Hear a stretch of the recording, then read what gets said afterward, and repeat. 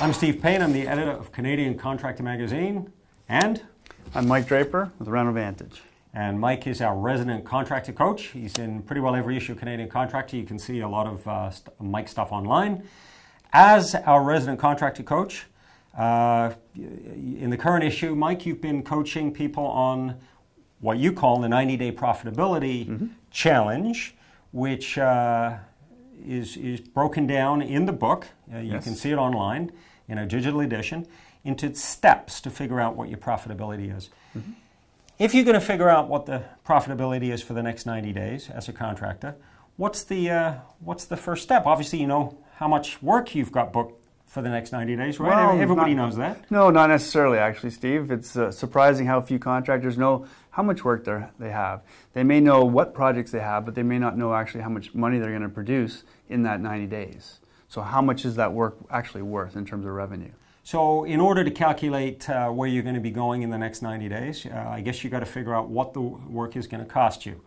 And cost of goods sold. Yes. Are you an accountant or something? Because only accountants use those terms.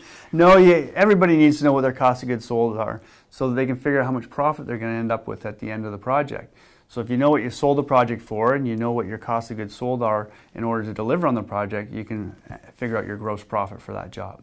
Now, cost of goods sold sounds like you've sold goods, but this would be all the elements of it. Would it be job costs, direct job costs? Absolutely. Everything included job costs. So labor, materials, sub-trades, and any work that the owner or the contractor is doing on that job needs to be included in there as well. Right. Could include things like WSIB would be in there as well. That one is a little controversial. Yes. You know, sometimes people put their workers' comp, their workers' insurance as an overhead. You say no.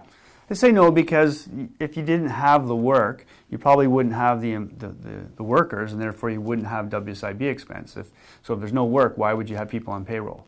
So therefore they're on payroll because there's work to be done, and therefore a cost of goods sold.